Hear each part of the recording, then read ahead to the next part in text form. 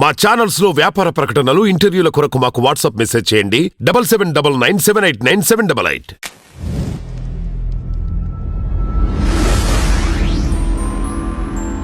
22వ తారీఖు రామ జన్మభూమి నిర్మాణం పూర్తయింది. ఆ సీతారామ లక్ష్మణస్వామి, ఆంజనేయ స్వామి వాళ్ళ తాలూకు విగ్రహాలకి అంటే ప్రాణ ప్రతిష్ఠ జరుగుతుంది. ఈ సందర్భంగా దేశ విదేశాల్లో ఉన్న వాళ్ళందరూ కూడా వస్తున్నారు.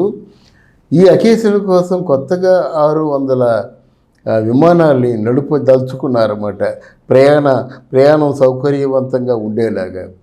అయోధ్యలో ఒక ఏసీ రూము ₹1,00,000 చెప్తున్నారు ఒక రోజుకి. ఇంత వైభవంగా సీతారాముల విగ్రహాన్ని ప్రాణప్రతిష్ఠ చేస్తూ ఉంటే మోదీ గారు బహుశా ఆహ్వానిస్తారు, దగ్గరలో ఆహ్వానిస్తారు. కానీ పత్రికాముఖంగా అందరికీ ఆహ్వానం పలికారు, వీళ్ళకి కూడా ఆహ్వానం పలికినట్టయితే ఈ మోదీ గారు ఈరోజు ఒక కార్టూన్ చూసా, రామ్ అని మోదీ గారు సోనియా గాంధీ గారికి నమస్కారం చేస్తూ, మేం రామ్ అని సోనియా గాంధీ గారు ఆవిడ నమస్కారం చేస్తూ, దీనివల్ల మీరు ఏం సాధించారు? మేము రామంటే ఏదో మీకు గొప్ప అనుకుంటున్నారా? అసలు రామ్ అని మీరు అనకూడదు సోనియా గాంధీ గారు. ఎందుకంటే ఆ ఎటు వచ్చి ఎలాగా కూడా మీరు ఇండియా వ్యక్తి కాదు, మీరు ఇటలీ వ్యక్తి, మీరు ఫారినరు, మీరు క్రిస్టియన్ అని అంటూనే ఉన్నారు. దానికి మీరు అగ్నికి ఆజ్యం పోసినట్టుగా మీరు రామ్ అంటే ఎలాగవుతుంది?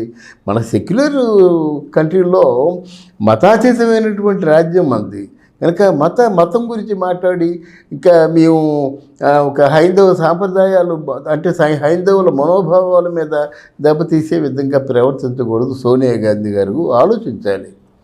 ఎందుకంటే పెద్దవాళ్ళుగా ఉండి చిన్నవాళ్ళకి చెప్పి ఒక ఆలోచనాత్మకంగా అబ్బాయి ఎంత చక్కగా ఆలోచించింది సోనియా గాంధీ అనేటువంటి పేరు తెచ్చుకోవాలి.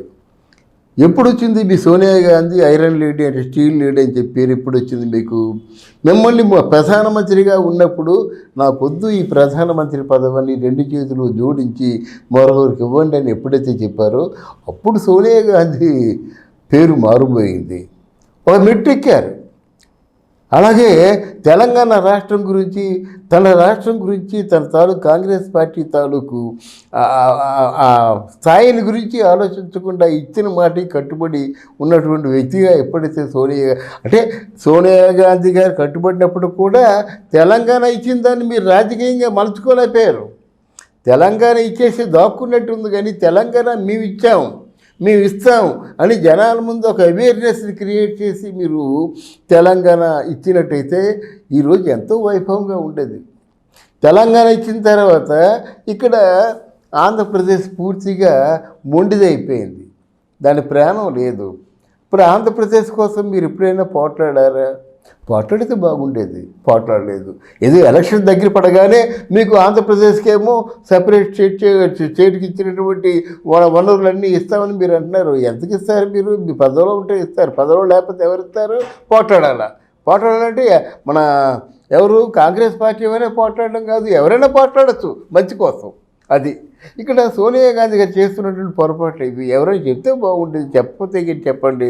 ఈ మేము రామ్ కాదు కదా, తప్పకుండా దీంట్లో హిందువులు అందరూ పాల్గొవాలి, హిందువుల తరఫున మీరు కూడా పాల్గొవాలి.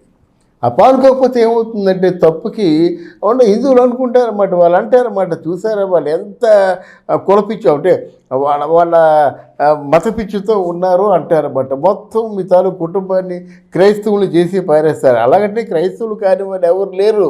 ఆ క్రైస్తవులు హిందువులు ముసుగులో తిరుగుతున్న వాళ్ళే మనకు ముందు కనిపించిన నాయకులు అందరూ. వాళ్ళు క్రైస్తవులు తిరుపతి వెళ్ళిపోతారు, తిరుమల గుడికి వెళ్ళిపోతారు, ఏం చేస్తారు అంటే వాళ్ళ అధికారంతో ఏదైనా చేస్తున్నారు అన్నమాట. అలాంటి క్రైస్తవులు ఉన్నారు మన మధ్య, వాళ్ళు హిందువులు అనిపించుకున్నారు. మీరు అలా కాదు కదా, మీరు అందరికీ ఆదర్శంగా ఉండాలి. ఎందుకంటే అయోధ్యలో ఉన్నటువంటి రాముడు మోడీ తాలూకు కాదు, అమిత్ షా తాలూకు కుటుంబ సభ్యుడు కాదు, ఆయన యూనివర్సల్ గాడు. అందరికీ మానవ జీవితానికి అత్యంత ఆదర్శనీయమైనటువంటి దేవుడు ఎవరైనా ఉన్నారంటే, మానవ జీవన గమనం కలిగినటువంటి దేవుడు ఎవరైనా ఉన్నారంటే మానవ జీవితానికి అంటే కుటుంబ వ్యవస్థ ఉన్నంత వరకు మనకి ఆదర్శవంతమైన దేవుడు ఒక కుటుంబ వ్యవస్థలో మనగలిగేటువంటి ఒక యజమానికి ఎవరు ఆదర్శం అంటే శ్రీరాముడే. ఒక పురుషుడికి ప్రవర్తనలో ఎవరు ఆదర్శం అంటే శ్రీరాముడే. అటువంటి శ్రీరాముడు అంటే రామ మందిర విగ్రహ ప్రాణ ప్రతిష్టకు మీరు ఇంకా ఆలోచించడం అన్నది కరెక్ట్ కాదు. అందువల్లనే సోనియాజీ మళ్ళీ ఆలోచించండి. రాహుల్ గాంధీ గారికి చెప్పగలిగింది ఏంటంటే రాహుల్ గాంధీ తాలూకు ఆ దైనందిన జీవితంలో ఆచరించే క్రమంలో ఆయన కొంత లైఫ్ని లిబరల్గా తీసుకున్నారు ఒకప్పుడు. కానీ పరిణితి వచ్చింది, మెచ్యూరిటీ బాగా కనిపిస్తుంది. ఈరోజు మోదీతో సరిసమానంగా వ్యూహరచన చేయగలుగుతున్నాడు. నెక్స్ట్ ప్రధానమంత్రి పోటీలో తప్పకుండా ఆయన ప్రముఖమైనటువంటి పాత్ర పోషిస్తాడు. గనక రాహుల్ గాంధీ చెప్పిన మాట ఎవరైనా వినకపోతే వినండి, ఇలా తప్పకుండా అన్నాడు. ఎవరు చెప్పినా వింటం లేదు. తను 1-10 సార్లు ఆలోచించిన తర్వాత వాళ్ళని నిలబెట్టిన తర్వాత వాళ్ళనేమో పూర్తిగా గెలిచే దిశగా తన వంతు కృషి అంటే బై అరేంజింగ్ మీటింగ్స్, తర్వాత ఏమో ఆయన ఆ వ్యక్తిని ఎన్లైటన్ చేయడం ద్వారా ఇక్కడ మన రేవంత్ రెడ్డి ప్రధాన సాక్ష్యం. రేవంత్ రెడ్డికి ఇంత తొందరలో ముఖ్యమంత్రి పరిస్థితి రాదు. ముఖ్యమంత్రిగా ఉన్నాడంటే దాని వెనక రాహుల్ గాంధీ తాలూకు పాత్ర ఎంతైనా ఉందన్నమాట. అటువంటి విధంగా ఇక్కడ ఇంతమంది హిందువులకి దూరం అవడం మీకు ఇష్టమా? మీరు వెళ్తుంది, మీరు ఎలా చేసేది, మీరు అనుమతి ఇచ్చేది ఎవరి కోసం? రాములు వారి తాలూకు భక్తుల కోసం. అది కేవలం బీజేపీలోనో తెలుగుదేశంలోనో జనసేనలోనో ఇంకెవరిలోనో ఉంటుందని కూడా పొరపాటు. విశ్వజననీయమైనటువంటి దేవుడు ఎవరైనా ఉన్నారంటే ఆ రాముడు.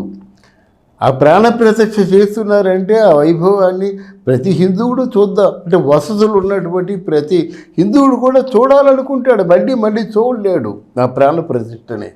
కనుక ఆ దిశగా ఆలోచించుకొని మీ మనసు మార్చుకొని హైందవుల మనోభావాలు దెబ్బతినకుండా మీరు ఆచరించి ఆదర్శవంతంగా ఉంటారని మనస్ఫూర్తిగా కోరుకుంటున్నాను.